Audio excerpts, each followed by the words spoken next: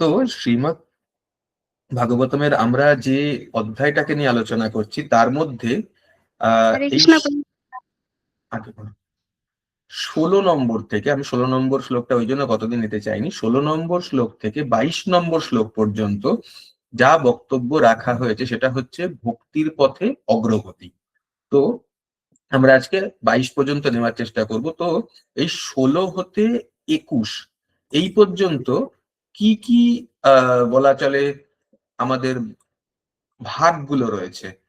ভাগ বলতে এটাকে বোঝায় দু রকম জিনিস। একটা হচ্ছে যে ভক্তি যোগের 9টি ধাপ, একটা হচ্ছে ভক্তি যোগের ধাপ, সেটি হচ্ছে 9টি।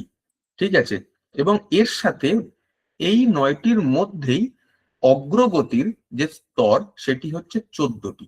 কিরকম সেটা আমি একটু দেখানোর চেষ্টা করছি। আমরা শ্লোক নেব, যদি কেউ পড়তে ইচ্ছুক হাত তুললে একটু অপেক্ষা করুন, আমরা শ্লোক নেব।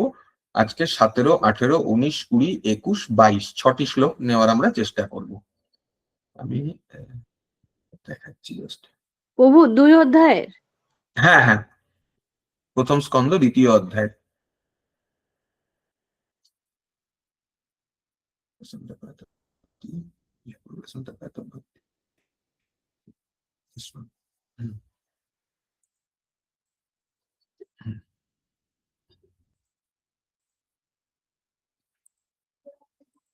দেখা যাচ্ছে আশা করি।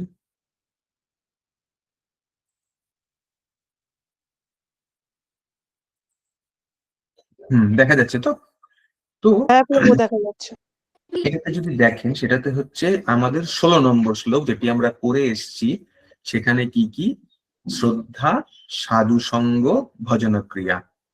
ঠিক আছে, এই 3টি বিষয়কে নিয়ে বলা হয়েছে। ভক্তির 9টি ধাপ কি কি? ভক্তি যোগের 9টি ধাপ হচ্ছে শ্রদ্ধা, সাধু সঙ্গ, ভজন ক্রিয়া, অনর্থ নিবৃত্তি, নিষ্ঠা, রুচি, আসক্তি, ভাব ও প্রেম। এই হচ্ছে ভক্তির ধাপ। এবার 16 নম্বর শ্লোক আমাদেরকে বলে গিয়েছে যে শ্রদ্ধা, সাধুসঙ্গ, ভজন ক্রিয়া। কোথায় কোথায় বলেছে দেখুন, ডান দিকের এটা স্পষ্ট করে লেখা রয়েছে, মহান ভক্তদের সেবার মাধ্যমে সম্ভব হয়েছে। শ্যাং মহৎ সেবায়া বিপ্রা কথাটা উল্লেখ রয়েছে। শুশ্রূষ শ্রদ্ধানস্য, মনোযোগ সহকারে শ্রবণ করা, যারা সমস্ত পাপ থেকে মুক্ত হয়েছে তাদের সেবা করা, এবং বাসুদেবের বার্তা শুনতে আগ্রহী। ঠিক আছে, এতে কি হচ্ছে? ভক্তির 14টি স্তর।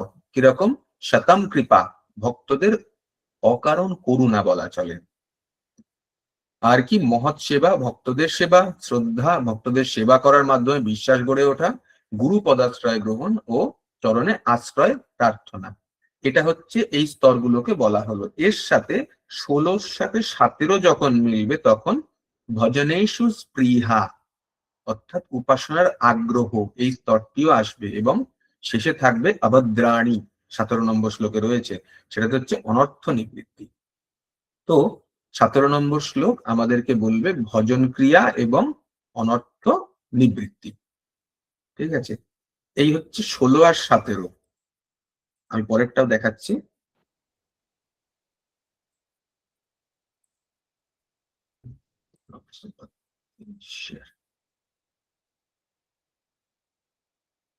এটা হচ্ছে পরেরটা। পরেরটায় 18 নম্বরে কি হচ্ছে? নষ্ট প্রায়শ অভদ্রেশ নিত্যম ভাগবত সেবায় ভগবতী উত্তম শ্লোকে ভক্তি ভবতী নৈষ্টিকী। তো ওখানে কি হচ্ছে? অনর্থ নিবৃত্তির সাথে নিষ্ঠা। এখানে কি কি হবে? এখানে হবে ভক্তি, আর কি হচ্ছে? অপরাধ সহ সমস্ত কিছু অশুভ জিনিস ধ্বংস হয়ে যাওয়া, অনর্থ নিবৃত্তি সম্পূর্ণ শেষ হয়ে যাবে। আর কি হবে? ভগবতী উত্তম শ্লোকে ভক্তির ভবতী নৈষ্টিকী। তো এই যে নৈষ্টিকী আসবে, নিষ্ঠা অর্থাৎ স্থিরতা আসবে।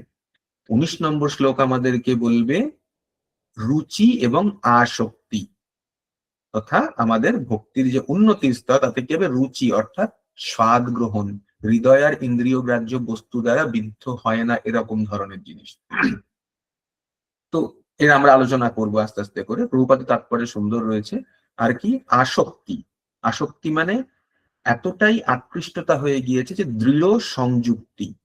এই দুটি বিষয় হবে 19 নম্বর শ্লোকে। আর 20 নম্বর শ্লোক আমাদেরকে বলে দেবে ভাব, অর্থাৎ ভাবের মধ্যে রতি এবং শেষে প্রেম। রতি অর্থাৎ স্নেহ জন্মাবে এবং স্নেহের সাথে প্রেম, যা হচ্ছে সর্বোচ্চ ভক্তির স্তর। ঠিক আছে, এই জিনিসটা বলা হবে। 21 এবং 22 এই দুটিকে সম্মানে বলা চলে সার সংক্ষেপ করে সংক্ষিপ্ত করে যুক্ত করবে। এই হচ্ছে আজকে আমাদের করণীয়। তো আমরা 17 নম্বর শ্লোক দেখার চেষ্টা করি একটুখানি, শেয়ার করে দিচ্ছি।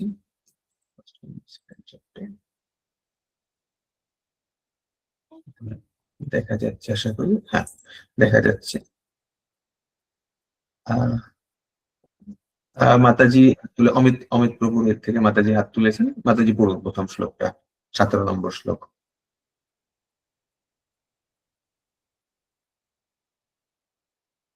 অমিত মন্ডল প্রভুর থেকে মাতাজি যোগদান করেন। মাতাজি পড়ুন। হরে কৃষ্ণ প্রভু। আগে মাতাজি পড়ুন। শ্লোক নাম্বার 17।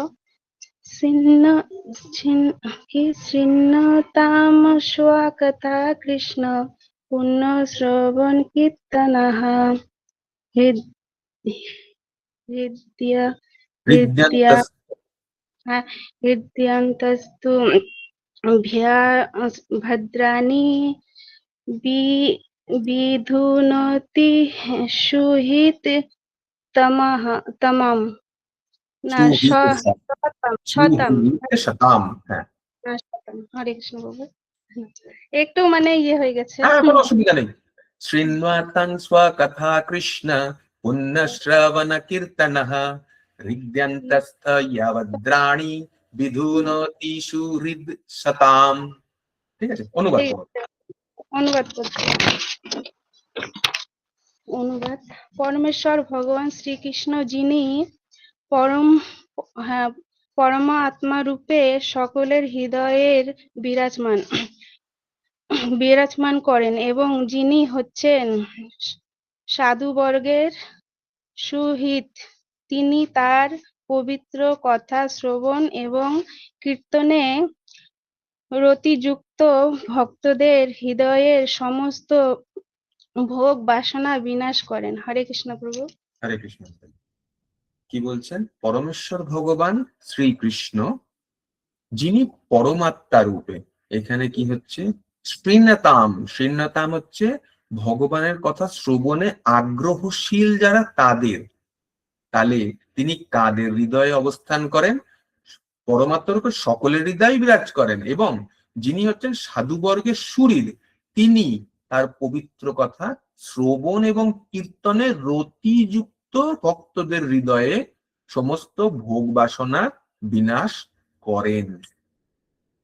এবার এইখানে হচ্ছে আমরা যখন যাব, কিছুদিন আগে একটি বিষয়কে নিয়ে আমি আলোচনা করেছিলাম, সেটি হচ্ছে আমাদের স্ব অহংকার।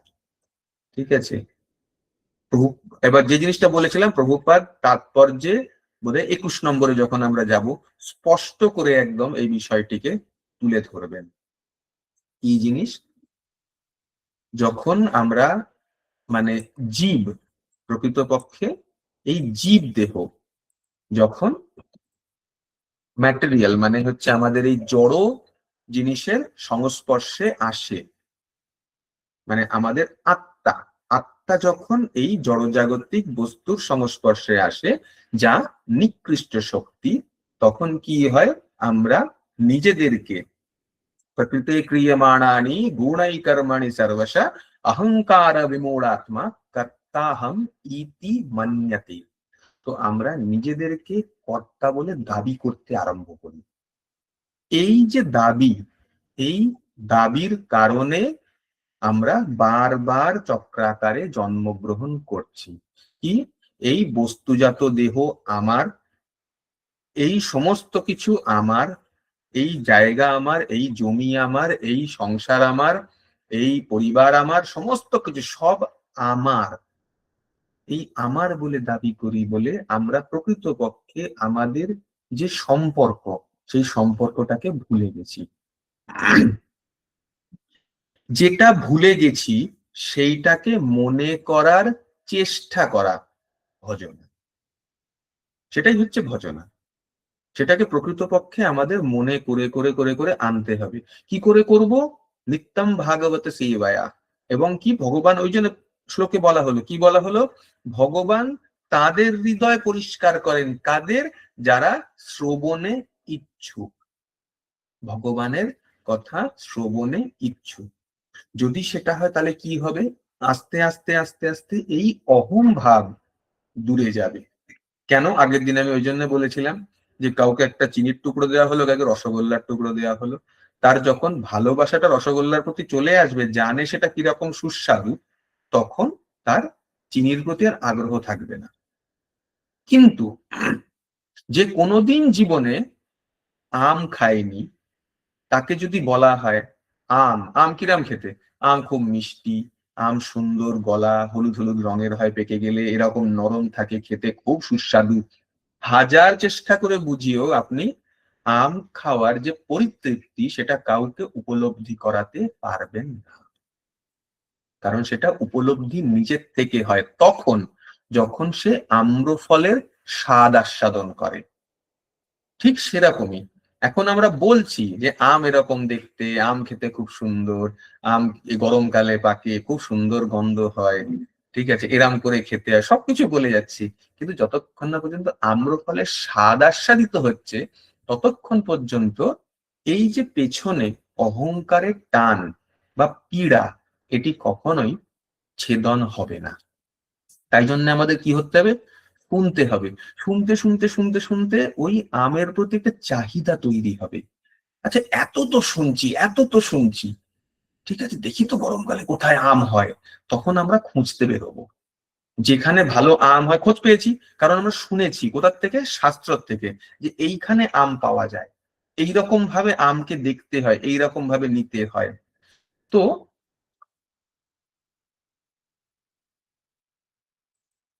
দেখা যাচ্ছে কি, হ্যাঁ, মনে হচ্ছে প্রভু শোনা যাচ্ছে না। just আমার এখান থেকে একটু সমস্যা হচ্ছে।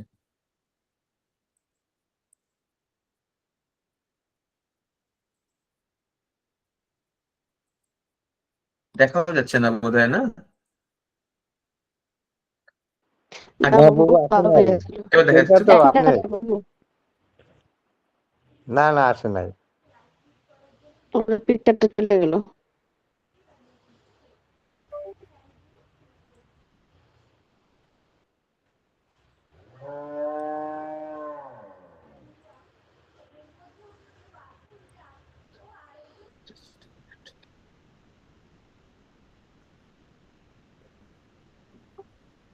হুম।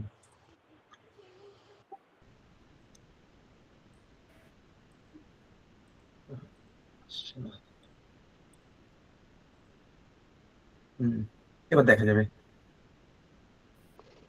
হ্যাঁ প্রভু, আসছে। ভাগ্যে ঠিক আছে। তো আমরা ওটাই বলছিলাম যে আমরা যখনই এমন একটা ফলের, হঠাৎ করে জাপানি ফল খেয়েছেন কেউ? মিউট করে, মিউট আনমিউট করে বলতে পারেন, জাপানি ফল খেয়েছেন? না প্রভু, খাইনি, দেখিনি তো। হ্যাঁ, পার্সিমন বলে, পার্সিমন। এবার না, এবার কথার কথা, প্রভু দেখে, উদাহরণ দেখেছেন কেউ? হ্যাঁ প্রভু, খেয়েছেন? দেখিনি। খাইনি, দেখেছি। তাহলে তাহলে এবারে যদি কেউ পার্সিমন, দাঁড়ান আমি দেখাচ্ছি, দেখলে দেখবেন কত সুন্দর দেখতে, কি অপূর্ব। কিন্তু যেহেতু খাইনি আমরা, আমি শেয়ার করার চেষ্টা করছি এন্টায়ার স্ক্রিন, যদি আমি করি কথার কথা। এই জন্য প্রভু তার স্বাদ আমরা বলতে পারবো না, এই যে খাইনি যেহেতু। এটাকে পার্সিমন বলে, দেখা যাচ্ছে? হ্যাঁ প্রভু, দেখে হ্যাঁ প্রভু, দেখে আপনারা স্বাদ বুঝতে পারছেন তো, জিনিসটা কত সুন্দর খেতে। হ্যাঁ প্রভু, খেয়েছি প্রভু, আমরা বলি রামফল বলি, খুব টেস্টি প্রভু। হ্যাঁ, এই প্রভু হচ্ছে এটা কি ব্যাপার, কমলার মতন? এই হচ্ছে ব্যাপার। হ্যাঁ খাইছি প্রভু। কেউ বলে রাম, কেউ বলে রাম, কেউ রামফল বলে বলে, নরসিংহ, রামফল। কেউ বলে রাম, কেউ বলে নরসিংহ। হ্যাঁ হ্যাঁ হ্যাঁ এই প্রভু, হচ্ছে খুব বিষয়, টেস্টি। ঠিক আছে। দেখতে টমেটোর মতো প্রভু। হ্যাঁ, এবারে এই জিনিসটা যে খেয়েছেন, সে বুঝতে পারবেন এটি কতটা সুমিষ্ট, এটির স্বাদ কিরকম, কি জিনিস সেটা বুঝতে পারবে যে চেখেছে। দেখে যে খেয়েছেন সে জানেন, যে দেখেন খাননি সে শুধু দেখে বলবে আহা কি সুন্দর দেখতে। এটা হচ্ছে আমাদের এখনকার অবস্থা, আমরা শুধু দেখার চেষ্টা করছি এখন, কিন্তু ওই দেখে দেখে যতটুকু হয় সেটাও করতে বলছেন ভগবান। করলে কি করবেন, আস্তে আস্তে করে হৃদয় নির্মল হয়ে যে অহংকারের জন্য আমরা আজকে এখানে আটকে বসে আছি, সেই জিনিসকে সম্পূর্ণরূপে দূরীভূত তিনি করবেন। কেন? তার কারণ ভগবানের কথা আর ভগবান অভিন্ন। প্রভুপাদের তাৎপর্যে আসি আমরা, আমি শেয়ার করছি। আগে দেখা যাচ্ছে তো এখানে দেখুন পরিষ্কার প্রভুপাদ শুরু করছেন কি, পরমেশ্বর ভগবান শ্রীকৃষ্ণের কথা শ্রীকৃষ্ণ থেকে অভিন্ন। তাই যখন নিরপরাধে ভগবানের মহিমা শ্রবণ এবং কীর্তন করা হয় তখন বুঝতে হবে যে শ্রীকৃষ্ণ তার অপ্রাকৃত নাম রূপে সেখানে বর্তমান, এবং সেটাই শিক্ষাষ্টকমে চৈতন্য মহাপ্রভু স্পষ্ট করে ঘোষণা করে গেছেন যে ভগবান দিব্য নামে তার সমস্ত শক্তি অর্পণ করে গেছেন। সেই নাম উচ্চারণ করার জন্য কোনো স্থান, কাল বা পাত্রের বাধ্যবাধকতা নেই। আমি গতকালকে আমি বলেছিলাম, আগের দিন চৈতন্য চরিতামৃতর অন্তলীলায়, ওই জন্য আমি লিখেও রেখেছি 20 নম্বর অধ্যায়ের 18 নম্বর শ্লোক। ঠিক আছে, স্থান, কাল, পাত্র কোনো কিছু লাগে না হরিনাম সংকীর্তন করার জন্য। মনে আছে কারো জায়গাটা?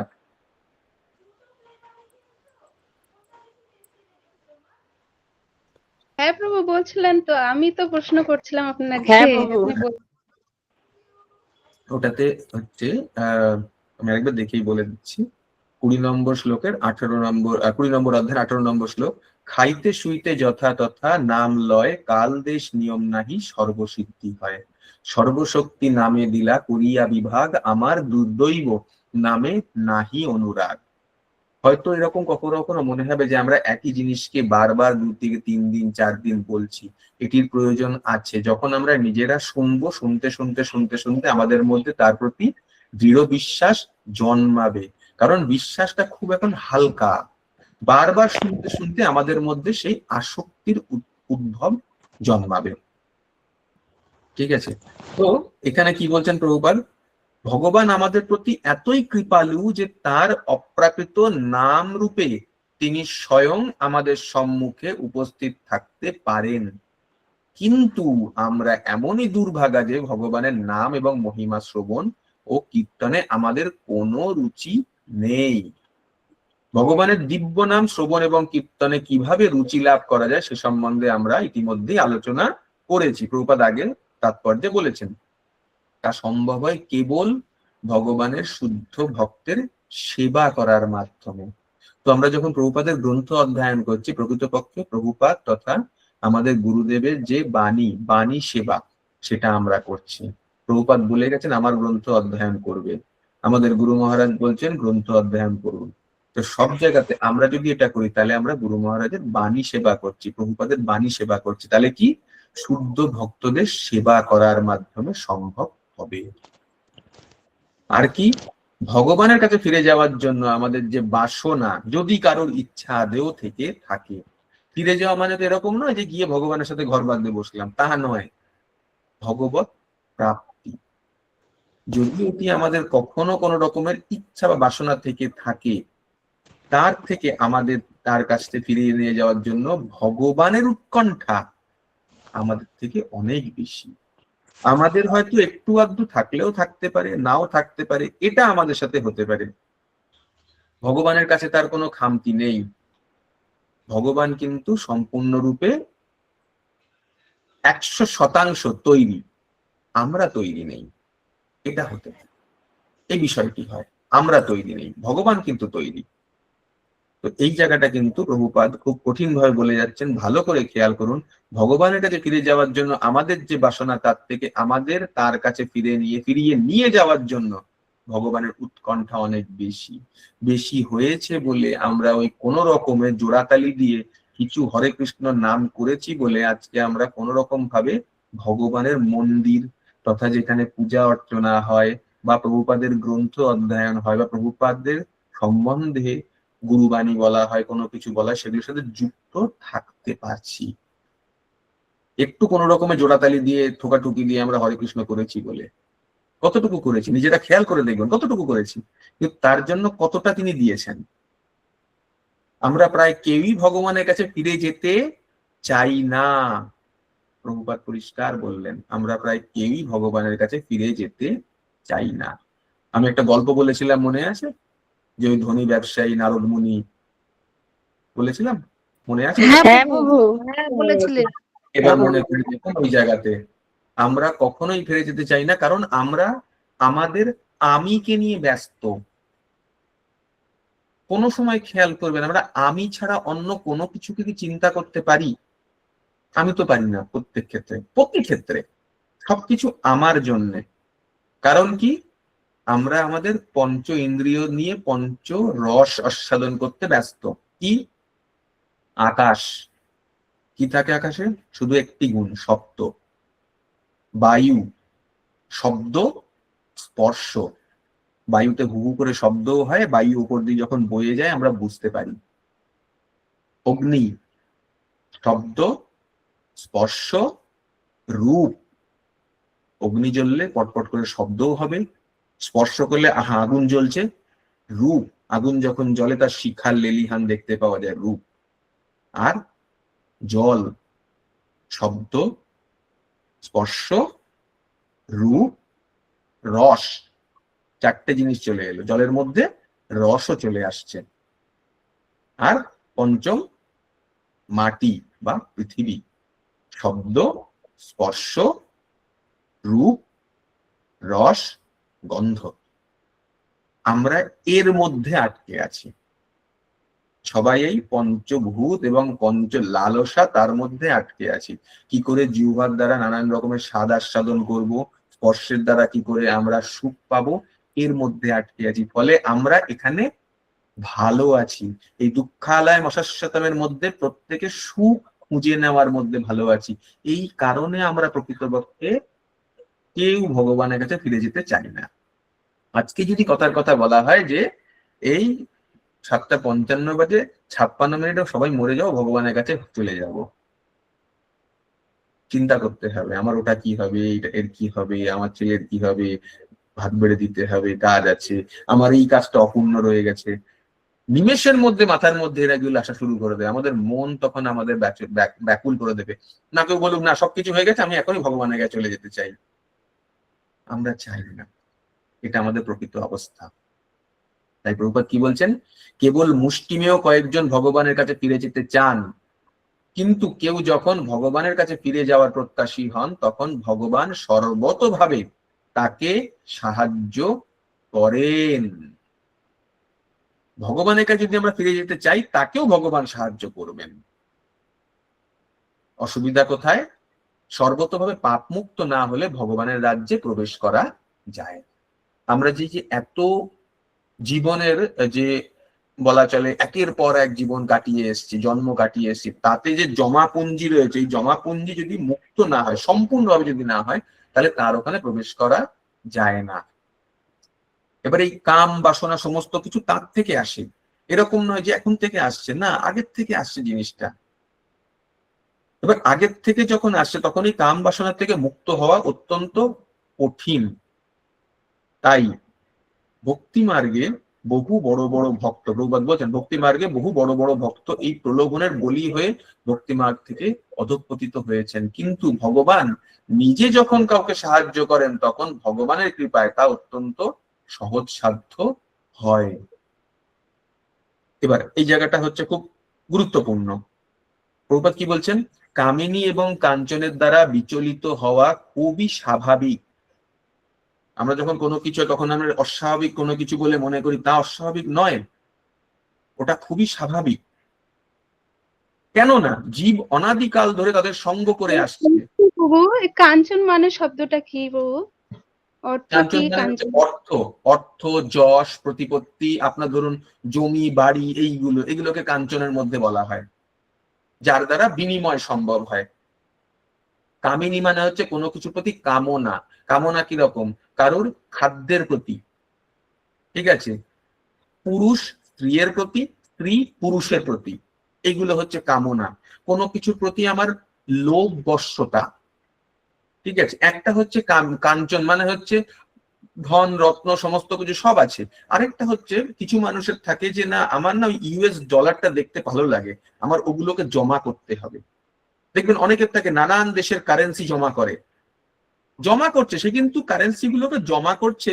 আমার কাছে বলে, আমি ছোটবেলায় অনেকে দেখতাম যে জমা করতে, যে আমার না এত দেশের টাকা আমার কাছে আছে, সে টাকা সে খরচা করতে পারবে না, কিন্তু সে জমা করে রেখেছে। জমা যে করে রাখলাম এটা হচ্ছে কামিনী, কাম, আমার ইচ্ছা। আর যে জিনিস আমি ব্যয়িত করতে পারবো, কোনো কিছুতে আমার সুখের জন্য ব্যবহার করতে পারবো, তা কাঞ্চনের মধ্যে পড়ে যায়, যা বিনিময় সম্ভব। এই জিনিসের সঙ্গ আমরা বহু বছর ধরে, বহু জন্ম ধরে করে আসছি। তাই কি বলছেন, তাই তার প্রভাব থেকে মুক্ত হতে কিছু সময় তো লাগবেই। কিন্তু কেউ যদি নিষ্ঠা ভরে ভগবানের মহিমা শ্রবণ করেন, তখন তিনি ধীরে ধীরে তার স্বরূপ সম্বন্ধে অবগত হন। তাহলে আমাদের এই বিষয়টি জানার প্রয়োজন আছে। স্বরূপ, পরমেশ্বর ভগবানের কৃপায় ভক্ত তখন সেই সমস্ত আক্রমণ থেকে নিজেকে রক্ষা করার জন্য যথেষ্ট শক্তি লাভ করেন এবং ধীরে ধীরে তার মন থেকে চাঞ্চল্য সৃষ্টিকারী সবকটি প্রতিবন্ধক বিদূরিত হয়। ঠিক আছে, এই হচ্ছে আমাদের বিষয়। প্রভুপাদ বললেন যে এটা হবে, চিন্তা করার কিছু নেই, কিন্তু ধীরে ধীরে করে আমাদের এর থেকে দূর হতে হবে। কিভাবে হবে? 18 নম্বর শ্লোক আমাদের সেই জিনিসটাই বলতে চলেছে। সবিতা দাস মাতাজি পড়ুন। হরে কৃষ্ণ প্রভু, প্রণাম। দিব্য ভাব দিব্য সেবা, অধ্যায় 2, 18 নম্বর শ্লোক। নষ্ট প্রায়শু অভদ্রেষু নিত্যম ভগবতম সেবয়া ভগবতী উত্তম শ্লোকে ভক্তি ভবতি নৈষ্টিকে। অনুবাদ: নিয়মিত ভাবে শ্রীমদ্ ভাগবতম শ্রবণ করলে এবং ভগবানের শুদ্ধ ভক্তের সেবা করলে হৃদয়ে সমস্ত কলুষ সম্পূর্ণরূপে বিনষ্ট হয় এবং তখন উত্তম শ্লোকের দ্বারা বর্ণিত পরমেশ্বর ভগবান শ্রীকৃষ্ণের প্রতি প্রেমময়ী ভক্তি সুদৃঢ় রূপে প্রতিষ্ঠিত হয়। হরে কৃষ্ণ প্রভু, প্রণাম। এবারে এখানে খেয়াল করুন, আমরা কি বলেছিলাম? ভক্তি, এর সাথে ছিল হচ্ছে অনর্থ নিবৃত্তি এবং নিষ্ঠা।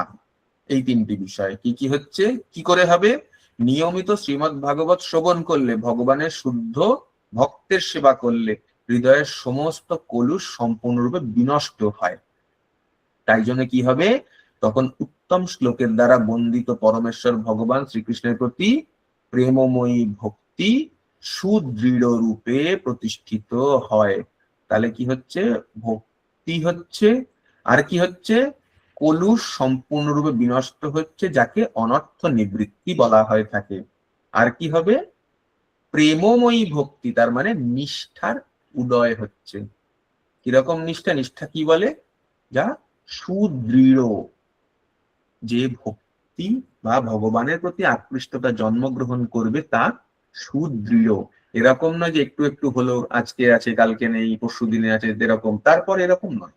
নিষ্ঠা একদম সুদৃঢ় ভাবে হবে, প্রেমময়ী সেবা।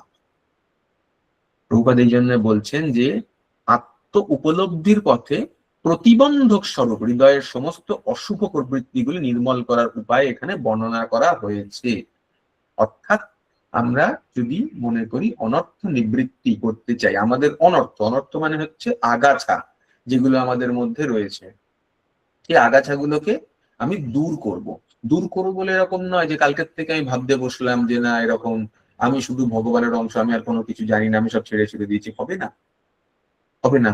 মন তা করতে দেবে না। মন আপনার পারিপার্শ্বিক অবস্থা সমস্ত কিছু করতে দেবে না, হাজারো চেষ্টা করে নিলেও। তাহলে আমরা জিনিসটাকে ছেড়ে দেবো কেন? আমরা ছাড়বো না। আমরা কি করব? নিয়মিত শ্রীমদ্ ভাগবত শ্রবণ করলে তা হবে, এবং ভগবানের শুদ্ধ ভক্তের সেবা করলে। তো আমরা যদি প্রভুপাদের বই থেকে প্রতিদিন শ্রীমদ্ ভাগবতম শ্রবণ করি, তাহলে গুরুবাণী মানা হলো, প্রভুপাদের সেবা করা হলো, বাণী সেবা করা হলো এবং শ্রীমদ্ ভাগবত শ্রবণ হলো। খুব স্বাভাবিক। যদি এটা আমরা করি তাহলেই বলছেন হৃদয়ের সমস্ত কলুষ সম্পূর্ণ বিনষ্ট হয়। ওই জন্যে দেখবেন অনেক জায়গায় ভাগবত কথা পাঠের সময় এই শ্লোককে উচ্চারণ করা হয়, নষ্ট প্রায় শিবদ্রেশ নিত্যাং ভাগবত সেবায়া ভগবতীর উত্তম শ্লোকে ভক্তির ভবতি নৈষ্ঠিকী। এই জন্য এই শ্লোকটিকে নেওয়া হয়। এবার প্রভুপাদ এখানে আরো বলছেন এই উপায়টি হচ্ছে ভাগবতের সঙ্গ করা। কি ভাগবত? দু রকমের ভাগবত, এক গ্রন্থ ভাগবত, আরেকটি ভক্ত ভাগবত। এই উভয় ভাগবতী হচ্ছেন ভবরোগ নিরাময়ের উপযুক্ত উপায়। তাতে উভয়ের অথবা একজনের শরণাগত হলেই সব রকমের প্রতিবন্ধকতা বিদূরিত হয়। ভক্ত ভাগবত গ্রন্থ ভাগবতের মতোই মঙ্গলপ্রদ, কেননা ভক্ত ভাগবত গ্রন্থ ভাগবতের নির্দেশ অনুসারেই তার জীবনকে পরিচালনা করেন এবং গ্রন্থ ভাগবত পরমেশ্বর ভগবান এবং তার শুদ্ধ ভক্ত বা ভাগবতদের তথ্যে পূর্ণ। আমাদের এই গ্রন্থ ভাগবত কি হবে আমরা সম্পূর্ণ দেখব। ভগবানের নানান রকম ভক্তরা কিরাম সময় তারা ভগবত প্রাপ্তি করেছে, কিভাবে গেলে সেরকম সম্ভব, অনেক রকম উদাহরণে গল্পের ছলে সম্পূর্ণ। তাই কি পরমেশ্বর ভগবান এবং তার শুদ্ধ ভক্ত ভাগবতদের তথ্যে পূর্ণ। গ্রন্থ ভাগবত এবং ভক্ত ভাগবতে অভেদ সম্বন্ধ রয়েছে, এই দুজনের মধ্যে কোনো ভেদ নেই। আরো বলছেন ভক্ত ভাগবত হচ্ছেন পরমেশ্বর ভগবানের প্রত্যক্ষ প্রতিনিধি, তাই ভক্ত ভাগবতের সন্তুষ্টি বিধানের ফলেই গ্রন্থ ভাগবতের কৃপা লাভ। কোনো কঠিন জিনিস করতে হবে না, শুধু যদি আমরা গ্রন্থ অধ্যয়ন করি প্রতিদিন একটি শ্লোক, একটু অংশ, একটু অনুবাদ, তাহলেই তাতে কাজ হবে। বলছেন, লেখা রয়েছে এখানে, আচার্য যা বলে তাই হয়। আচার্য তার জন্য দায়িত্ব নিয়েছেন, এইটুকু আমাদের করতে হবে। আচ্ছা, এবার কি আস্তে আস্তে করে প্রভুপাদ উদাহরণ দিচ্ছেন, যেরকম এটা আমরা পরেও দেখব। শিল নারদ মুনির ক্ষেত্রে উদাহরণ দিয়েছেন, যিনি আগের জীবনে তার একজন দাসী পুত্র ছিলেন। খেয়াল করবেন যখন আলোচনা হবে, যদি আমার করার সুযোগ হয়, তো নারদ মুনি দাসী পুত্র ছিলেন, ওইখানে কোনো জায়গায় কিন্তু তার পিতার উল্লেখ নেই। তাহলে দাসী পুত্র হলো, সেই দাসী পুত্রের পিতার পর্যন্ত কোন রকমের স্থির ছিল না ওরকম সময়, এইরকম পুত্র হিসেবে জন্মগ্রহণ করেছিলেন। কিন্তু কি মাতা একটি সময় প্রয়াণ করলে তখন সেই পুত্র মুনির আশ্রমেই পড়ে থাকতেন এবং সেখানে থেকে বৈষ্ণব ভাগবত যারা ছিল তাদের ভাগবত কথা থেকে আরম্ভ করে ভগবানের বিষয় শুনতেন, শ্রবণ করতেন এবং তাদের উচ্ছিষ্ট গ্রহণ করতেন। এই করে করে করে করে ধীরে ধীরে করে তিনি ভগবত ভক্তির পথে উন্নতি লাভ করেছিলেন এবং পরবর্তী জীবনে এতটাই উন্নতি লাভ করেন যে পরবর্তী জীবনে তিনি নারদ মুনি রূপে জন্মগ্রহণ করেন। ঠিক আছে, তো সেই জায়গাটাতে প্রভুপাদ উদাহরণ দিয়েছেন যে এরকম ভাবে সম্ভব ঐকান্তিক নিষ্ঠা সহকারে ভাগবত সঙ্গ করার ফলে অনায়াসে দিব্য জ্ঞান লাভ হয় এবং যার ফলে জীব পরমেশ্বর ভগবানের প্রেমময়ী সেবায় সুদৃঢ়ভাবে যুক্ত হন। তাই গ্রন্থ ভাগবতের বাণী ভক্ত ভাগবতের কাছ থেকে শ্রবণ করতে হয় এবং এই দুই ভাগবতের সমন্বয়ের ফলে নবীন ভক্ত প্রভূতভাবে লাভবান হয়ে ভক্তি মার্গে ক্রমোন্নতি লাভ করে থাকেন। তাহলে আমাদের যে এই যে নিষ্ঠা মানে ভক্তির জন্য কি হলো, অনর্থ নিবৃত্তি হলো এবং এই ভক্তিটা কিরকম হবে, নিষ্ঠার সহকারে স্থিরতার সাথে হবে। এবার এই স্থিরতা কি করে আমাদের স্বাদ আস্বাদন করাবে এবং তাই সেই স্বাদ আস্বাদন আমাদের আসক্তি ভাবে যুক্ত করে দেবে, সেটি আমাদের 19 নম্বর শ্লোক বলবে। 19 নম্বর শ্লোক কবিতা মাতাজি, কবিতা কৃষ্ণ রয় মাতাজি। হরে কৃষ্ণ প্রভু, প্রণাম। তদা রজস্তমো ভাবা কামলোভাদয়শ্চ যে চেতয়িতৈরনাবিধ্বং স্থিতং সত্যে প্রসীদতি। অনুবাদ: যখন হৃদয়ে নৈষ্ঠিকী ভক্তির উদয় হয় তখন রজ ও তমগুণের প্রভাবজাত কাম, ক্রোধ, লোভ ইত্যাদি রিপুসমূহ হৃদয় থেকে বিদরিত হয়ে যায়, তখন ভক্ত সত্ত্বগুণে অধিষ্ঠিত হয়ে সম্পূর্ণরূপে প্রসন্ন হন। হরে কৃষ্ণ প্রভু, প্রণাম।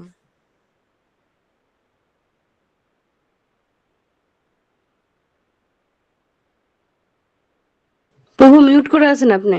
মিউট হয়ে গেছে প্রভু। আচ্ছা, শোনা যাচ্ছে? হ্যাঁ আচ্ছা, হ্যাঁ প্রভু। খেয়াল করি, হ্যাঁ হ্যাঁ। তো কি কি বক্তব্য বলা হলো এখানে? যখন হৃদয়ে নৈষ্ঠিকী ভক্তির উদয় হয়, যখন নৈষ্ঠিকী ভক্তির উদয় হবে, ততক্ষণে কি হয়েছে? আমাদের সমস্ত অনর্থ দূরে গেছে। যখন অনর্থ দূরে গেছে, নৈষ্ঠিকী ভক্তি হয়েছে, তখন রজতম গুণের প্রভাবজাত কাম, ক্রোধ, লোভ ইত্যাদি রিপু সমূহ হৃদয় থেকে বিদূরিত হয়ে যায়। তখন ভক্ত সত্যগুণে অধিষ্ঠিত হয়ে সম্পূর্ণরূপে প্রসন্ন হন। তার মানে আমরা যদি মনে করি কালকের থেকেই আমি ক্রোধ বন্ধ করে দেবো এবং আমার কোনো লোভ হবে না, আমার কোনো কিছুর প্রতি কোনো কামনা জন্মগ্রহণ করবে না, ইহা ছলনা মাত্র। এই ছলনাকেই বলা হয়ে থাকে সহজিয়া, বা কোনো কিছুকে সহজভাবে গ্রহণ করা। পরিষ্কার অনর্থ নিবৃত্তি করা মানে হচ্ছে চূড়ান্ত অবস্থা। সেই চূড়ান্ত অবস্থায় ভক্তি একদম নিষ্ঠার সাথে সম্পূর্ণ হয়ে গেলে সুদৃঢ় ভাবে, তবে গিয়ে এইগুলি দূর হবে। প্রকৃতপক্ষে যদি আমরা দেখি, এইগুলিকে দূর করার কথা কেউ বলছেন না। কিন্তু খেয়াল করে দেখুন শ্লোকে কিরম ভাবে লেখা আছে। শ্লোকে লেখা আছে যখন নৈষ্ঠিকী ভক্তির উদয় হয়। শ্লোকে কিন্তু লেখা নেই যখন রজতম গুণের প্রভাব কমে যায় তখন নৈষ্ঠিকী ভক্তির উদয় হয়, তা কিন্তু লেখা নেই। শ্লোকটা অন্যরকম ভাবে লেখা। কি? যখন নৈষ্ঠিকী ভক্তির উদয় হয় তখন রজতম গুণের প্রভাবজাত সমস্ত কিছু রিপু হৃদয় থেকে বিদূরিত হয়ে যায়। তার মানে আমাদের উদ্দেশ্য নৈষ্ঠিকী ভক্তির উদয় করা। এগুলোকে কম করার দরকার নেই, এগুলো যা আছে থাক, যেরাম চলছে চলুক। আমাদের কাজ শ্রীমদ্ ভাগবতম প্রভুপাদের গ্রন্থ দিনে একটিবার হলেও, একটি শ্লোক হলেও অধ্যয়ন করা। কি হবে আস্তে আস্তে? তাতে ভক্ত সত্যগুণে অধিষ্ঠিত সম্পূর্ণরূপে প্রসন্ন হবে। এই জন্মে হলো না, পরের জন্মে হবে, হাজার জন্মে হবে, কিন্তু হবে। এবং যা যা আমরা করছি সেগুলো থেকে যাবে। প্রভুপাদ কি বলছেন? জীব তার স্বরূপে অধিষ্ঠিত হয়ে দিব্য আনন্দে মগ্ন হয়, তখনই সে সম্পূর্ণরূপে প্রসন্ন হয়। স্বরূপে আমরা কি জানি আমাদের রূপ কি? এখন আমরা এখনো জানি না স্বরূপ কি। আমরা যদি এখনো কোনো কিছু জেনে থাকি, সেটা এই শরীরের কি রূপ সেটা জানি। এই জড় শরীর, তার নাম কি, তার অধিষ্ঠান কি, সেটুকু জানি। কিন্তু আমাদের আত্মার স্বরূপের অধিষ্ঠান কি তা আমরা জানি না। যেদিন সেটা জানতে পারবো সেদিন দিব্য আনন্দে মগ্ন হয়, তখনই সে সম্পূর্ণরূপে প্রসন্ন হয়। কারণ হচ্ছে আমরা ভগবানের অংশ। ওই জন্য বললি না, ভগবদ গীতায় ভগবান বলেছেন মামৈবাংশে জীব লোকে জীবভূত সনাতনা মানে ষষ্ঠানি ইন্দ্রিয়াণি প্রকৃতি স্থানী কর্ষতি। তাহলে কি আমার অংশ, তার অংশ যেহেতু সে সচ্চিদ আনন্দ, আমরা তার অংশ বলে আনন্দে থাকতে পছন্দ করি। সেই হিসেবেই আমাদের প্রত্যেক সময়ের কাজ হচ্ছে আনন্দ খুঁজে বার করা। খেয়াল করুন, এই সমস্ত দুঃখালয়ের মধ্যে কিন্তু আমরা আনন্দ খুঁজে বেড়াই। এটা এরকম হলে আমি খুশি হব, ওটা ওরকম হলে আমি খুশি হব। আমাদের কাজ কি? আমরা আনন্দ খুঁজছি। কেন? তার কারণ আমরা তার অংশ, আমরা সচ্চিদ আনন্দ, আমরা সম্পূর্ণ প্রসন্ন হতে চাইছি, কিন্তু পারছি না। কেন? এই শরীরের জন্য। এর দ্বারা আমরা বেঁধে রয়েছি, কন্ডিশন সোল। আমরা এর জন্য সম্পূর্ণরূপে একটা জায়গার মধ্যে আবদ্ধ হয়ে রয়েছি। আমরা কারাগারে থেকে আলো দেখার চেষ্টা করছি, ওই জানলার গুলগুলি দিয়ে একটুকুনি আলো আসছে, ওইটাতেই খুশি হয়ে যাচ্ছি আমরা। খুশি হওয়া আমাদের স্বাভাবিক প্রবৃত্তি। প্রভুপাদ লিখে গেলেন এই কথায়, দেখুন এটাই আমাদের স্বাভাবিক প্রবৃত্তি। কেন? আমরা তার অংশ বলে। কখন হবে সেটা? যখন স্বরূপে অধিষ্ঠিত হবে। তখন কি বলা হয় সেটাকে? সেই অবস্থাকে বলা হয় ব্রহ্মভূত বা আত্মানন্দী অবস্থা। এই আত্মতৃপ্ত অবস্থা নিষ্ক্রিয় মূর্খেরা আত্মতৃপ্তির মতো নয়। এটা এই ক্ষেত্রে অনেক জায়গায় মানে কিছু মূর্খ ব্যক্তিত্ব স্বল্প ইয়েতে মানে স্বল্প কায়দায় চেষ্টা করে তারা এই। আচ্ছা, আবার কি কেটে গেল?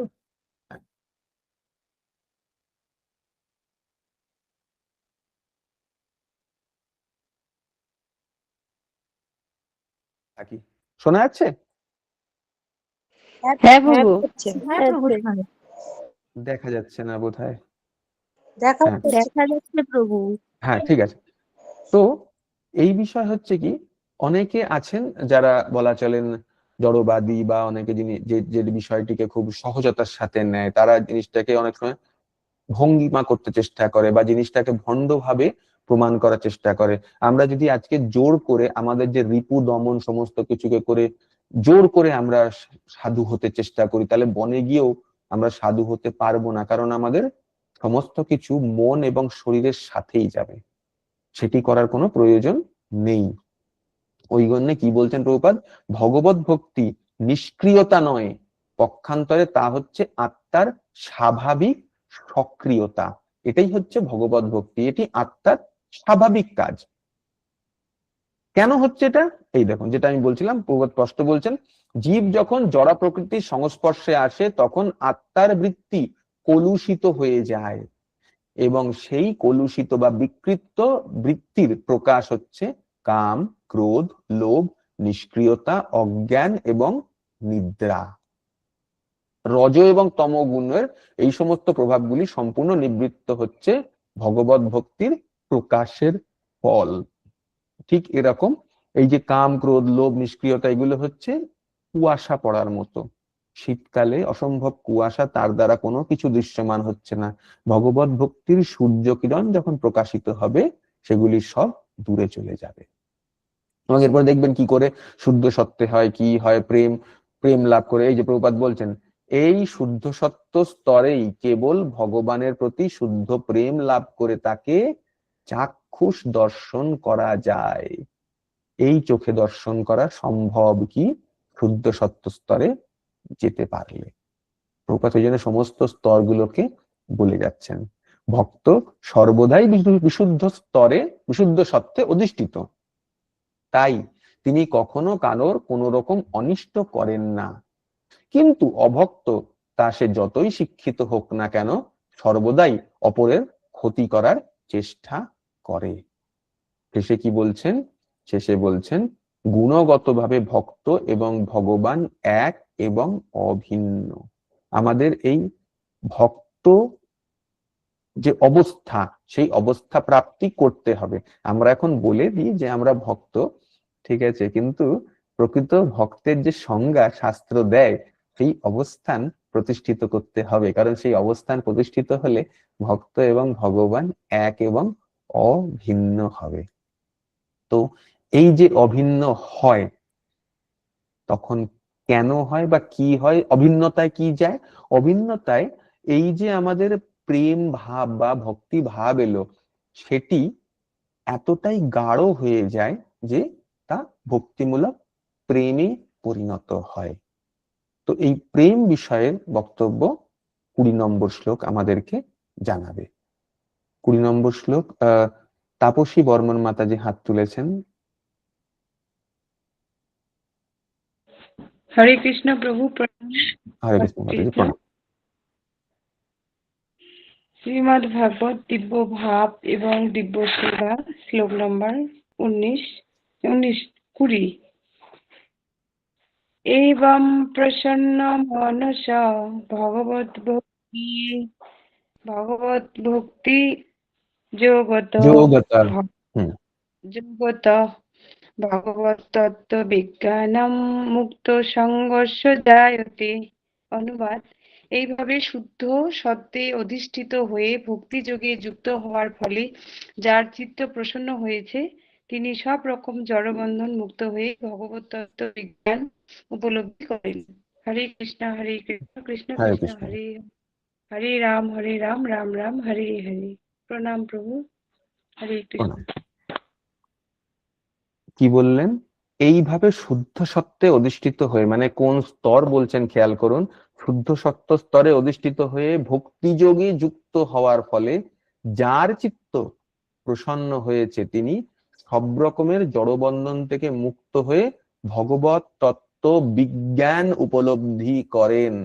এই ভগবত তত্ত্ব বিজ্ঞান উপলব্ধি করা যায় একমাত্র মহাপ্রভুর তত্ত্বাবধানে। চৈতন্য চরিতামৃতের সাথে সম্পূর্ণরূপে মিল রয়েছে। এই ভগবত তত্ত্ব বিজ্ঞান আমরা জানার চেষ্টা করছি, কিন্তু উপলব্ধি, ওই যে বললাম আম কিরকম জানা আর আমের স্বাদ কি সেটি উপলব্ধি করা, দুটোর মধ্যে পার্থক্যের বিষয়টুকুই আমাদেরকে অবগত হতে হবে। তো এখানে যদি আমরা খেয়াল করি প্রভুপাদের তাৎপর্য দেখা যাচ্ছে কি? দেখা যাচ্ছে না বোধহয়, না? হ্যাঁ বাবু, দেখা যাচ্ছে। আচ্ছা, তাহলে আমার এখানে কোথায় কেটে যাচ্ছে, যাই হোক। তো প্রভুপাদ কি বলছেন, ভগবদ গীতার 7 নম্বর অধ্যায় 3 নম্বর শ্লোক। আজকে অনেকে হাত তুলেছেন, তো আমি শ্লোক বলবো না, আপনারা পড়ুন। রত্না মাতাজি, আপনি হাত তুলেছেন, 7 নম্বর অধ্যায় 3 নম্বর শ্লোক পড়তে পারবেন ভগবদ গীতা? হরে কৃষ্ণ প্রভু, কি বলেন? ভগবদ গীতা 7 নম্বর অধ্যায় 3 নম্বর শ্লোক পড়তে পারবেন? মুখস্থ তো নেই, দেখে বলতে হবে প্রভু। অবশ্যই দেখুন, দেখুন, আমি দেখানোর চেষ্টা করবো। আমি দেখালে হিন্দিতে বা ইয়েতে হবে। আমি দেখানোর চেষ্টা করছি।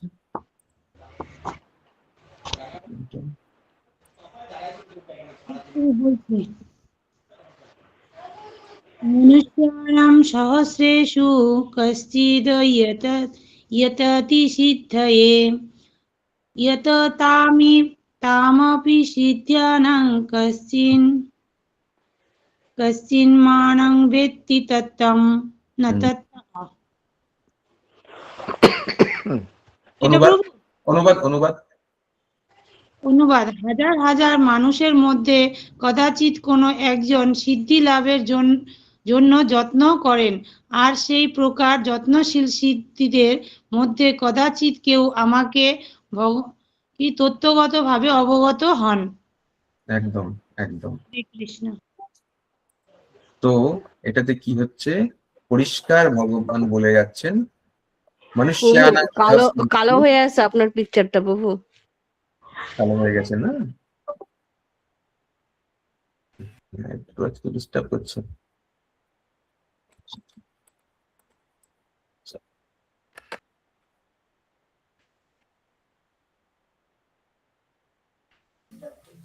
কথা শোনা যাচ্ছে প্রভু, হুম, খালি দেখা যাচ্ছে না। বুঝতে পেরেছি, বুঝতে পেরেছি। এবার দেখা যাবে। একটু আমার এখান থেকে ডিস্টার্ব হচ্ছে।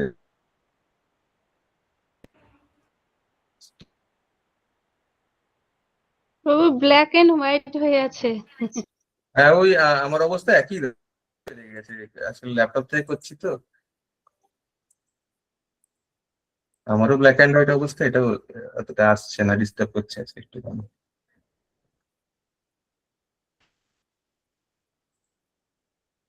শোনা যাচ্ছে যখন আমরা এগোই আবার, ঠিক আছে, চলে আসবে। তো এখানে বিষয়টা হচ্ছে এরকম যে ভগবান কি বলছেন, যে কেউ কেউ, খুব অল্প কিছু মানুষ, কশ্চিন ইয়াততি সিদ্ধায়ে, সবার দ্বারা এই জিনিস সম্ভবপর হবে না। কিছু কিছু ব্যক্তির ক্ষেত্রে এই জিনিসটা সম্ভব। যখন এটি হয় তখন কি হয়, মানে যারা এটাকে নিয়েছে, those who have achieve perfection hardly one knows me in truth, তার মানে খুব অল্প সংখ্যক কিছু মানুষই আমাকে জানতে পারে। এটা ইয়েটা দেখা যাচ্ছে না, না ইয়েটাও দেখা যাচ্ছে না, দাঁড়ান, আমি এটা শেয়ার করছি। অডিও স্পিকার ঠিকই আছে।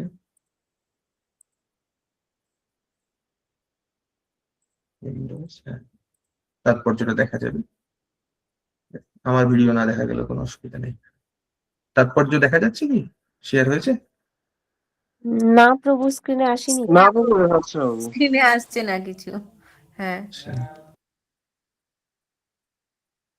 just a minute। বই তো সবার সামনে আছে, সেটা দেখলেই তো হ্যাঁ, হয়। যদি দেখা যায় তাহলে ভালো হয়। বোধহয় ইন্টারনেটেও সমস্যা করছে আজকে, এটাও হতে পারে, তার জন্য হয়তো হচ্ছে। যাই হোক, যদি বই থাকে তাহলে দেখুন। এটা হচ্ছে, ভগবান বলছেন হাজার হাজার মানুষের মধ্যে কেবল দু একজন সৌভাগ্যবান মানুষই জীবনের যথার্থ উদ্দেশ্য সাধনে প্রয়াসী হন। অধিকাংশ মানুষই রজতম গুণের দ্বারা প্রভাবিত, এবং তারা সর্বদাই কাম, ক্রোধ, লোভ, মোহ, অজ্ঞান এবং নিদ্রায় মগ্ন। তো আমরা মগ্নতার কারণটা স্বাভাবিক, কোনো অস্বাভাবিকতার কিছু কিন্তু নেই। এবার এই রকম হাজার হাজার সিদ্ধিকামী মানুষের মধ্যে কেবল দু একজন মাত্র তত্ত্বগতভাবে পরমেশ্বর ভগবান শ্রীকৃষ্ণকে জানতে পারেন। আর কি বলেছেন? 18 নম্বর অধ্যায়ের 55 নম্বর শ্লোক, ভক্ত্যা মাম অভিজানাতি ইয়াবান যশ্চাস্মি তত্ত্বতঃ ততো মাং তত্ত্বত জ্ঞাত্বা বিশতে তদনন্তরম। তার মানে কি?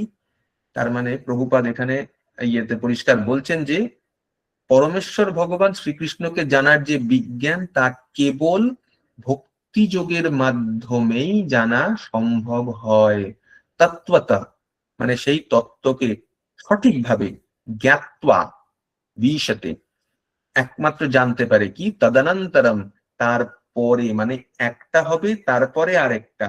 ওই জন্য শেষ একেবারে অন্তিম অবস্থায় যখন আসে, তখন ভগবত তত্ত্ব বিজ্ঞানকে জানা সম্ভব। কি বলছেন? ওই জন্য বলছেন যে সেই কথাই এই শ্লোকে প্রতিপন্ন করা হয়েছে। কি প্রতিপন্ন করা হয়েছে? মানব জীবনের উদ্দেশ্য তখনই সিদ্ধ হয় যখন মানুষ বুঝতে পারে যে সে জড় পদার্থ নয়, তার স্বরূপে সে হচ্ছে চিন্ময় আত্মা। তো আমাদের প্রকৃত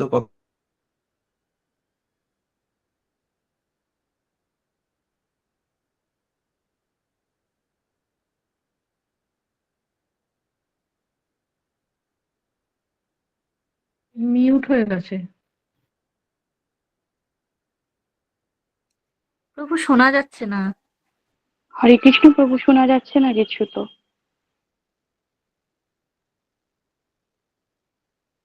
হরে কৃষ্ণ মাতাজি, ডিস্টার্ব আছে মনে হয়। নেটে ডিস্টার্ব হবে।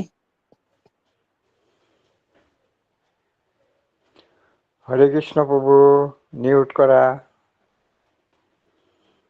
ওই তো শোনা যাচ্ছে না, বুঝতে পারলেন? না হলে ফোন টোন আসছে একটা। নেটওয়ার্কের সমস্যা হতে পারে, লাইনে থাকুন, প্রভু ঠিক কি করবে।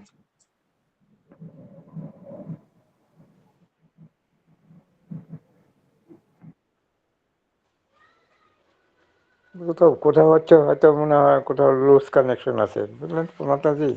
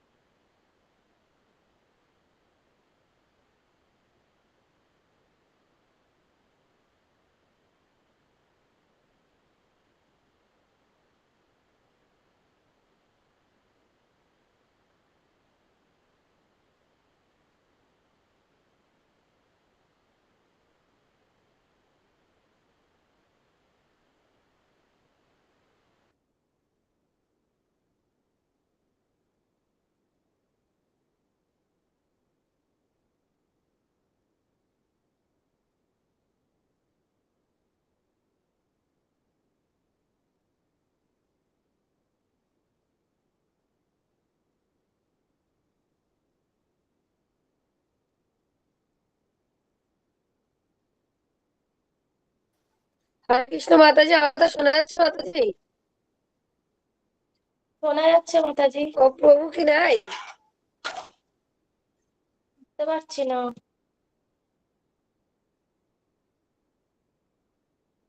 প্রভু মিউট হয়ে গেছেন তো।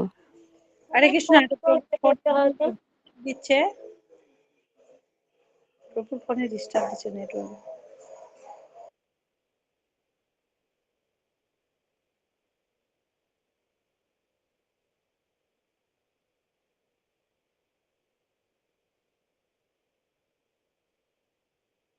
প্রভু তো যুক্তই নেই মনে হচ্ছে। প্রভু লেফট নেটওয়ার্ক যুক্ত হবে মনে ওনার হয়। ইয়েতে। লেফট বললাম হয়ে না গেছে। মাতাজি, নেটে কোনো প্রবলেম হরে আছে কৃষ্ণ, এই জন্য। কমলিনী মাতাজি, আপনার রুগী কেমন আছে? আমার রুগীকে আপনাদের দর্শন করাবো, বৈষ্ণবের কৃপা না হলে হবে না। হরি বল। শোনা যাচ্ছে এবারে? 18 হ্যাঁ অধ্যায় প্রভু, কালো হয়ে আছে প্রভু। হ্যাঁ প্রভু শোনা শোনা যাচ্ছে যাচ্ছে। শোনা যাচ্ছে। ঠিক আছে, সে কালো না হয় হলো, কোনো অসুবিধা নেই, সে কালো দূর করতে পারছি না, এতটুকু সোনা শুনে জিনিস। গেলেই হবে। হ্যাঁ ঠিক আছে, আপাতত সোনাটা যাক, সেটুকুনি হোক আপাতত। ঠিক আছে। তো ঠিক আছে। কালো কিছুটা এবার বোধ করি যাবে।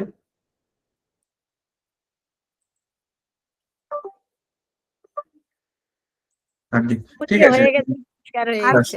শোনা যাচ্ছে, আমরা শুরু করি এটাতেই। ঠিক আছে। হরে কৃষ্ণ। হরে কৃষ্ণ প্রভু, আপনার ক্লাসের মধ্যে আমি ডিস্টার্ব দিচ্ছি। আমার শাশুড়ি মাতা, তিনি হচ্ছেন সমস্ত দিক থেকে তিনি অসুস্থ, মানে এখন তিনি হচ্ছেন বাহ্যিক জ্ঞান ক্রিয়া তার কিছুই সেমন ভাবে নাই। তো আগে তিনি এরকম ভাবে আছেন। তো আপনারা সবাই একটু বৈষ্ণব, আপনারা সবাই ভগবানের কাছে একটু প্রার্থনা করবেন যাতে উনি ভগবানের কাছে ফিরে যেতে পারে। তো আপনাদের সেই চরণে আমার এটাই বিনীত নিবেদন। তো আমি একটু আমার মাতাজিকে দর্শন করাচ্ছি, তার বাহ্যিক জ্ঞান হরে ক্রিয়া কৃষ্ণ, কিছু। হরে হরে কৃষ্ণ, হরে কৃষ্ণ হরে হরে কৃষ্ণ কৃষ্ণ কৃষ্ণ হরে কৃষ্ণ কৃষ্ণ হরে কৃষ্ণ হরে কৃষ্ণ হরে রাম রাম রাম হরে হরে কৃষ্ণ হরে হরে হরে রাম হরে রাম রাম রাম রাম রাম রাম, হরে হরে। হ্যাঁ, এবার শোনা যাচ্ছে আশা করি। ঠিক আছে, দেখা যাচ্ছে এবারে?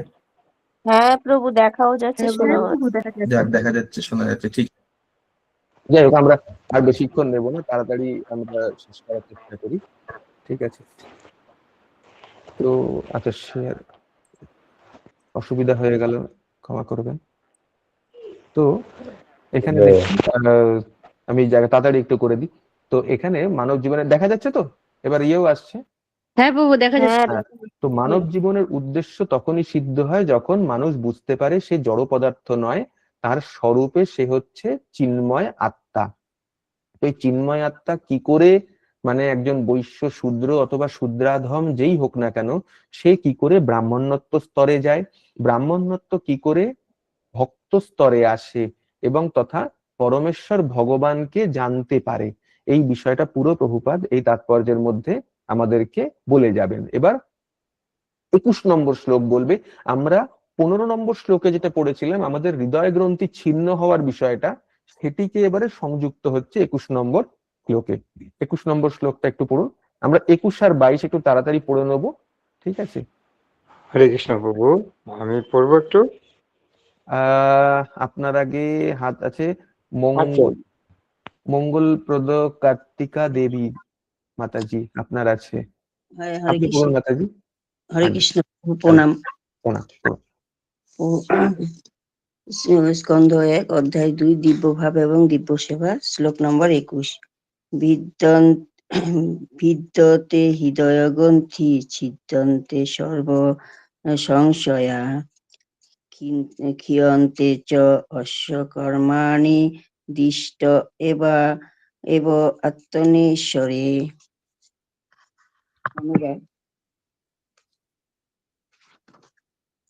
অনুবাদ। আত্মা পরমাত্মা ভগবানকে দর্শন হলে হৃদয় গ্রন্থি ছিন্ন হয়, সমস্ত সংশয় দূর হয় এবং সমস্ত কর্মফল ক্ষয়প্রাপ্ত হয়। আগে হরে কৃষ্ণ, হরে হরে কৃষ্ণ। কৃষ্ণ। এখানে কি বললেন? আত্মা পরমাত্মা ভগবানকে দর্শন হলে সমস্ত হৃদয় গ্রন্থি ছিন্ন হবে এবং সমস্ত সংশয় দূর হবে এবং কর্মফল ক্ষয়প্রাপ্ত হবে। ঠিক কর্মফল যা চলছে সেগুলো ক্ষয়প্রাপ্ত এখনই কখনো ভাবেই হবে না, যতক্ষণ না পর্যন্ত এই পরমাত্মার সাথে দর্শন হচ্ছে। প্রভুপাদ কি বলছেন? ভগবত তত্ত্ববিজ্ঞান লাভ হলে সেই সঙ্গে আত্মাকেও দর্শন হয়।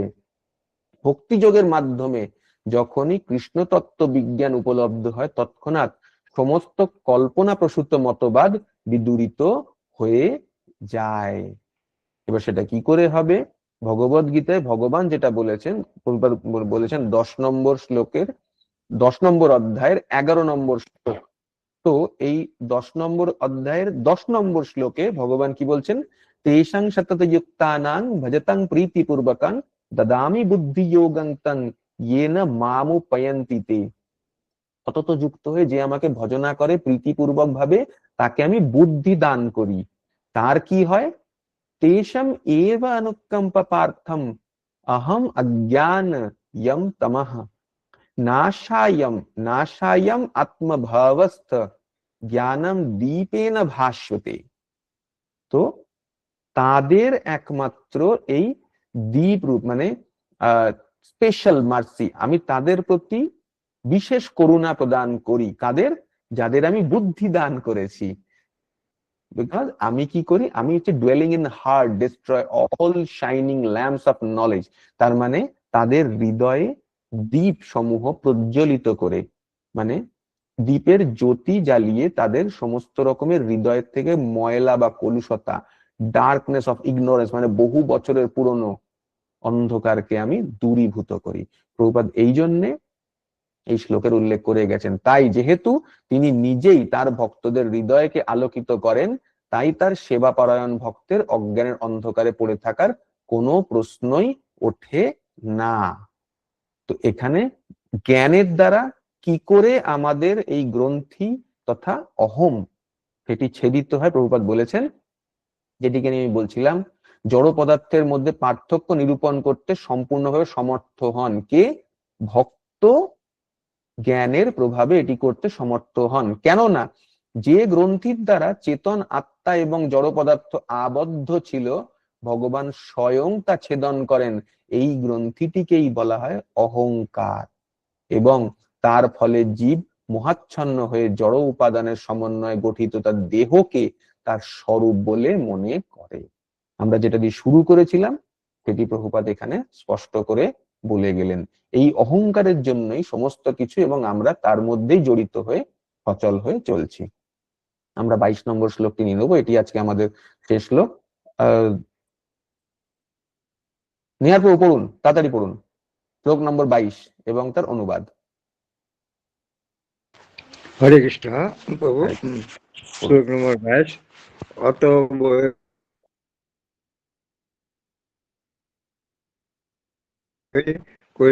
কৈব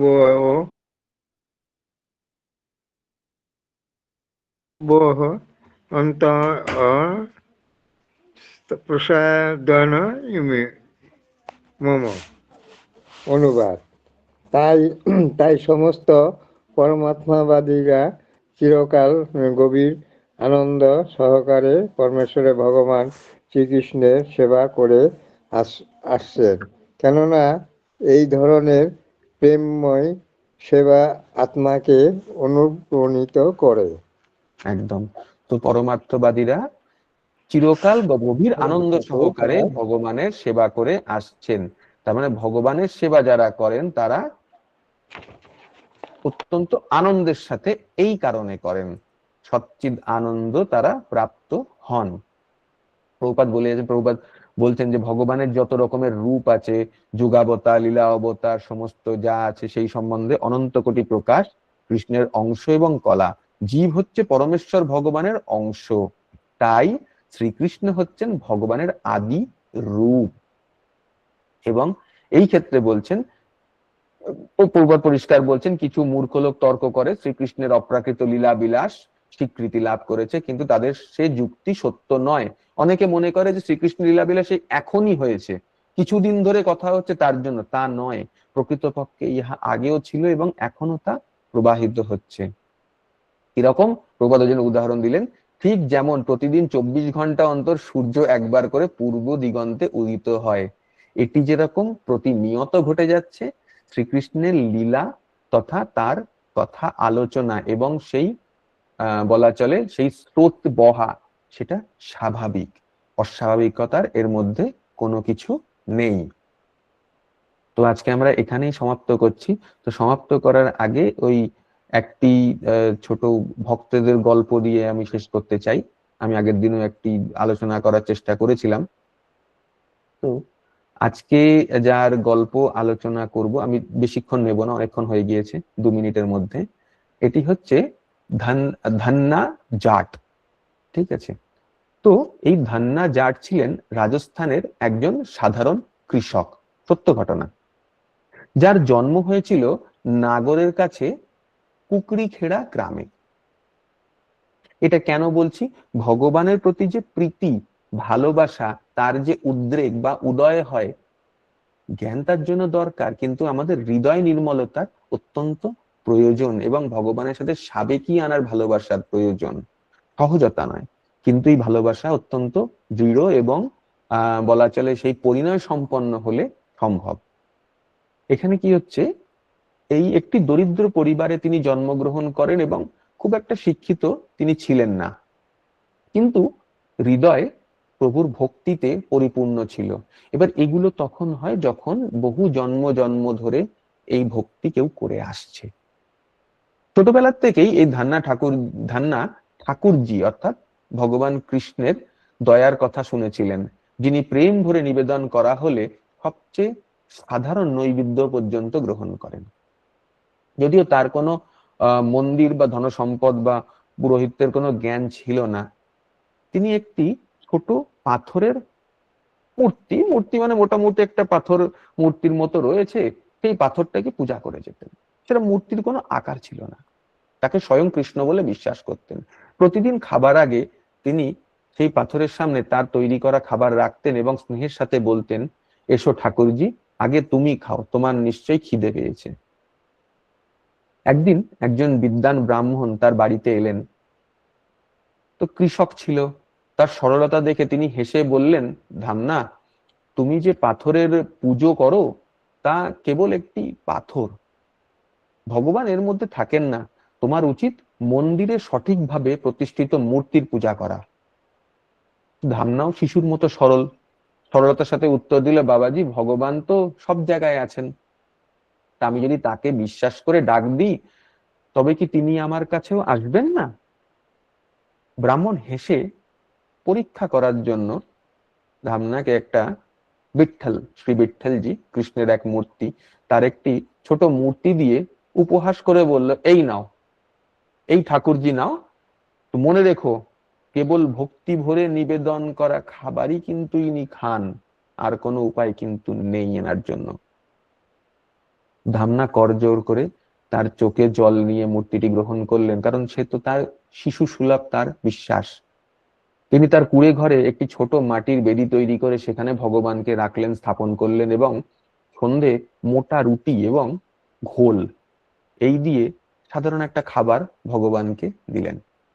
মূর্তিটির সামনে খাবার রেখে তিনি আন্তরিকভাবে বললেন, হে ঠাকুরজি, অনুগ্রহ করে খান, আমি জানি এত দূর পথ ভ্রমণ করে আসার পরে আপনার নিশ্চয়ই খিদে পেয়েছে। তিনি ধৈর্য ধরে অপেক্ষা করলেন, কিন্তু মূর্তিটি স্থির রইল। ধামনা নরম সুরে বললেন, হয়তো তুমি লজ্জা পাচ্ছ, তুমি তো ব্রাহ্মণের কাছে গ্রহণ করো, আমার কাছে করছো না, তো চিন্তা করো না, এখানে আর কেউ নেই। তো এরকম করে অনেকক্ষণ ধরে কেঁদে যাচ্ছেন, ভগবান নড়ছে না, ঘন্টার পর ঘন্টা কেটে গেল। তো ধামনা তখন চোখের জলে হাবুডুবু খাওয়ার মতো অবস্থা, মিনতি করে বলল, তুমি যদি না খাও তবে আমিও খেতে পারবো না, যতক্ষণ তুমি না খাবে আমিও কোনো কিছু গ্রহণ করব না, দয়া করে একটু এক গ্রাস গ্রহণ করো।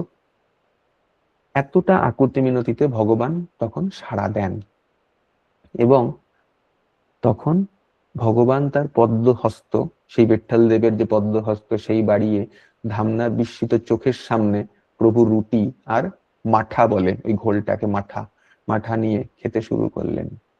ধামনা আনন্দে কাঁদতে কাঁদতে মাটিতে লুটিয়ে পড়ল। হে প্রভু, হে প্রিয়, তুমি এই দরিদ্রের খাবার গ্রহণ করেছো বলে। সেই দিন থেকে প্রভু প্রতিদিনই ধামনার সাথে খেতেন এবং এই বিষয়টা গ্রামের লোক ওই কুঁড়ে ঘরের মধ্যে উকি দিয়ে দিয়ে দেখতো যে ধামনা অদৃশ্য কারোর সাথে কথা বলছে এবং হাসছে। তারা বুঝতে পারতো না, তারা ওকে পাগল বলে মনে করত। কিন্তু পরবর্তী সময় কিছু বিদ্বান ব্যক্তি তারা মনে করেন যে না, ধামনার যে ভক্তি সেটি যথেষ্ট গুরুত্বপূর্ণ। নাগর জেলায় আজও ধামনা জাট বলে এই ঠাকুরজির মন্দিরটি আছে, সেখানে তীর্থযাত্রীরা যান। প্রকৃতপক্ষে হচ্ছে আমাদের চিন্তা করার বিষয় বিশ্বাস ঠিক ততটাই নিশ্চিতভাবে ঈশ্বরকে আকর্ষণ করে যতটা লোহা চুম্বককে আকর্ষণ করে। এটি আমরা আজকে দেখলাম।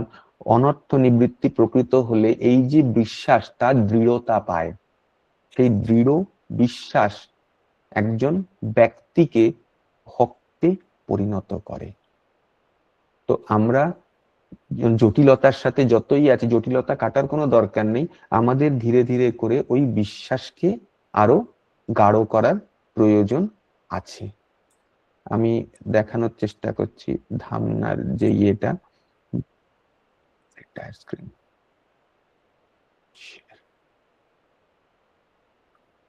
এই হচ্ছে মন্দির নাগরে, মন্দির শ্রী ধামনা ভগতজি মহারাজ বলে এরকম লেখা আছে এখনো।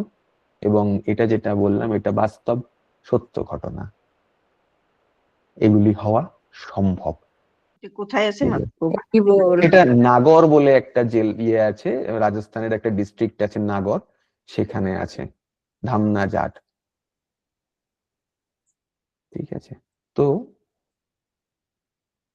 আমরা যা দেখছি শ্রীমদ্ ভাগবতমে যা পড়ছি সেটি প্রকৃতপক্ষে ঘটে। প্রভুপাদ সেই হিসেবে আচার্য হিসেবে আমাদের সাথে তুলে ধরেছেন। আমাদের কাজ নিত্যম ভাগবত সেবায়া, আর কিছু না। সেটি যদি আমরা করি তাহলে এটি সম্ভব। জয় শ্রীমদ্ ভাগবতম কি জয়, জয় শিল প্রভুপাদ কি জয়, নিতাই গৌর প্রেমানন্দে হরি হরি। প্রণাম প্রভুজি। কৃষ্ণ।